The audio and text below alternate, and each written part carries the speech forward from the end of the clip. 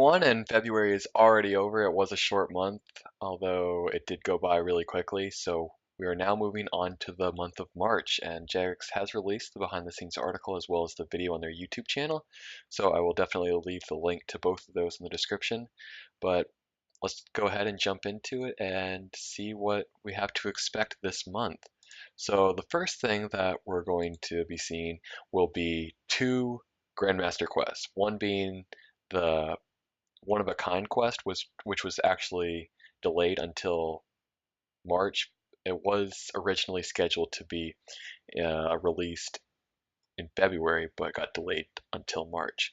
So the other Grandmaster quest that is scheduled to be released is called The Fate of the Gods, which is all about Zeros and learning more about him and what's left of him and deciding whether we want him to come back to Gielinor or what's going on with Zeros. This quest will definitely clear up a lot of those best kept secrets in RuneScape, as quoted by Jax, and there will be a lot of challenging combat and different puzzles. So hopefully those puzzles aren't as bad as Morning End Part 2 or the Elemental Workshop quest, because those were a pain in the ass.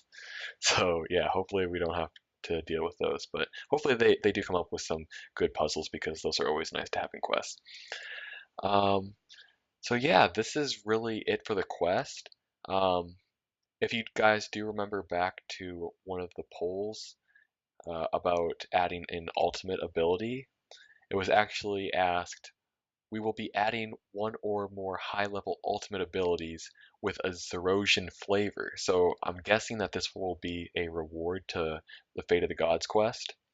However, for this quest, you will need 79 Magic, 76 Slayer, 75 Divination, 73 Agility, 67 Summoning, and decent combat stats. Over 80 is recommended, and missing presumed death is a prerequisite for this quest. So make sure you get that done before the release of this quest, and it sure will be a great quest to complete on day of release. It will be fully voice activated, so you can go ahead and turn on your sounds. And there are also some screenshots here of some of the landscape that we will be seeing in the quest.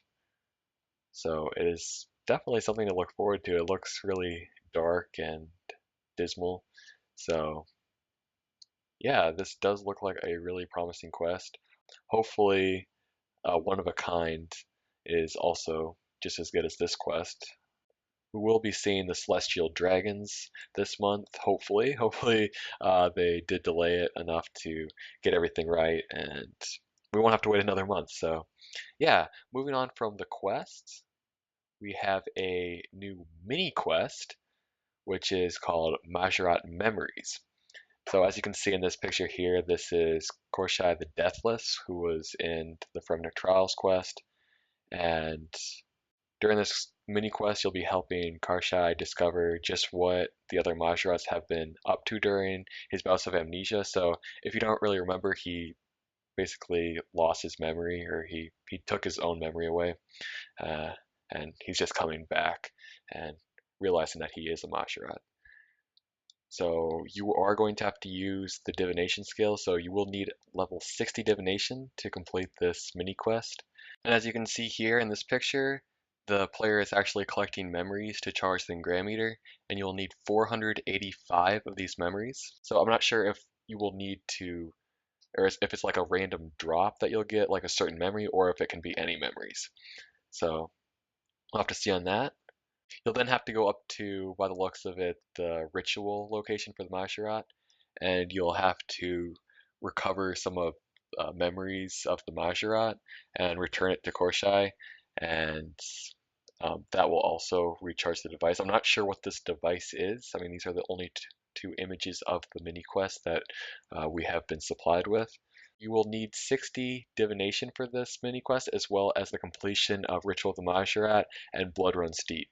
And you'll basically be discovering all of the backstories from the Zerosian Empire. So this quest is really focused around Zeros, and I guess I don't know if I want to call it his second coming or not, but um, I don't know, like Zeros restoration, whatever.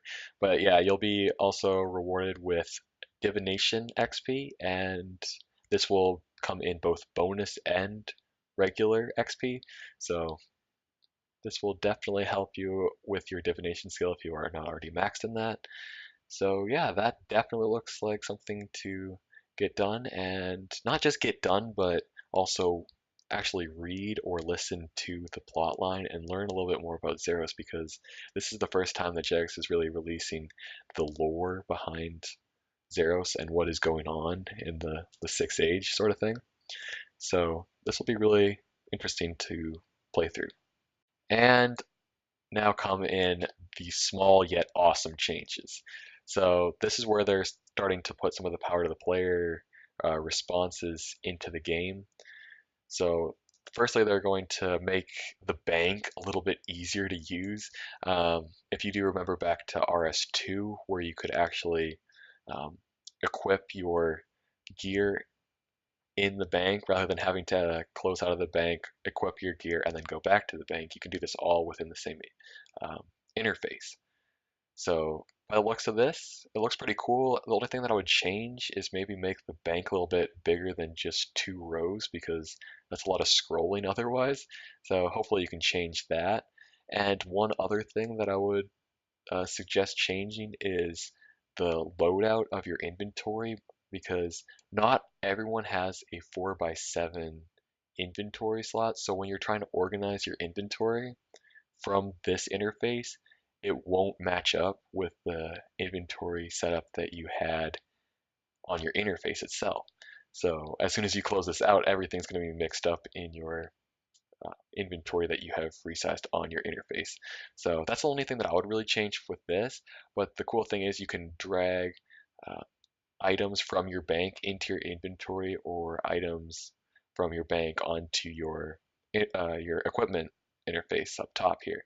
So this will definitely be something a great improvement to the game.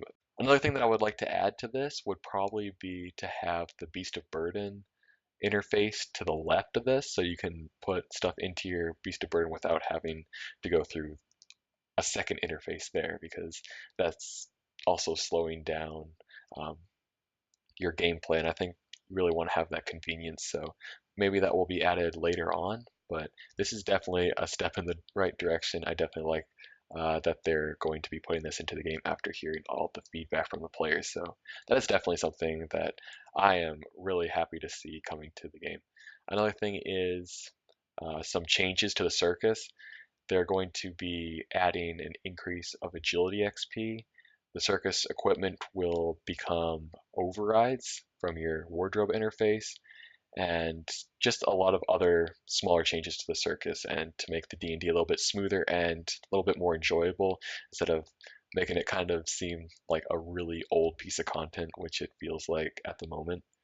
As you can see from this screenshot, they will be adding some updates to the world map. So as you can see around this portion of the map, there are a bunch of quest icons here, and if you hover over them, it will tell you what the quest is called, the status, whether you can complete it or not, the difficulty, the level requirements, and the prerequisite quest that you will have to complete before you can do this. So it'll definitely be helpful to those new players or lower level players who are trying to complete quests and see which quest they can complete or not.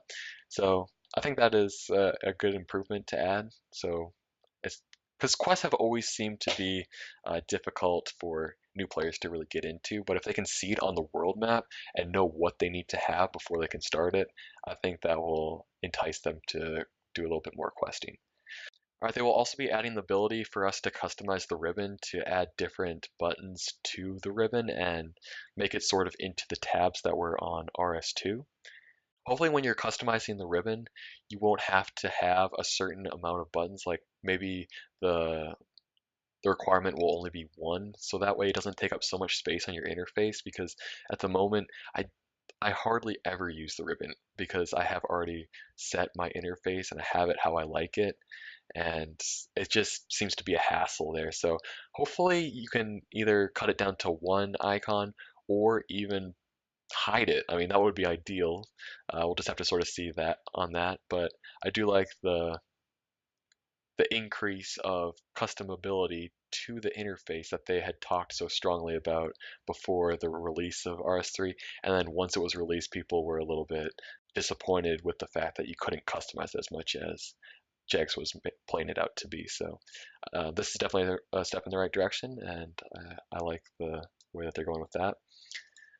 Additionally, they will be adding the ability to bind offhands, and this will not take up a bind slot. So that way you can have either an offhand or you can have a shield without losing a bind. So they'll be separate from the allowed bind slots. So I think that will definitely be helpful to Dungeoneers, and it should definitely be another nice improvement to Dungeoneering. And of course, we are jumping into the Solomon shit. So there will be a Drake Fire warship. So it's by the looks of it, it looks like they're just trying to enhance the warship that came out in Classic and make players pay for it.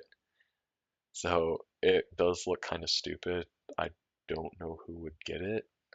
Hopefully they don't add any hidden bonuses or any perks to it. It's just cosmetic, like a familiar or something. I'm not even sure what it truly is. Um, they'll also be adding a divination animation, actually several. So here's one of them, as you can see in this picture. Uh, the player's just kicking the memories up and catching them. And also, they will be adding more outfits. How convenient. So that's that for the Solomon store if you're into that kind of stuff. All the power to you. But that is what's coming in March of 2014. It does look like a promising month. I do like how they're always adding these small fixes and tweaks to the game and making the game a little bit more easy to navigate your way around and improving functionality as well as convenience. But yeah, guys, hopefully all these updates do come out this month, and I will try to make a video on them. I'm sorry that I have not been uploading that often. In fact, I haven't uploaded for probably close to a month now. I would have to check that, but um, I'm a bit disappointed myself. I would like to get more into video making, but I haven't really had anything to make a video on. I mean, I'm still trying to find motivation to play, so yeah. Anyways, guys, thank you for watching this video, and the best of luck to you all this March, and take advantage of all these updates that are coming out. So yeah, hopefully I'll see you guys soon, but until then, take care, everyone.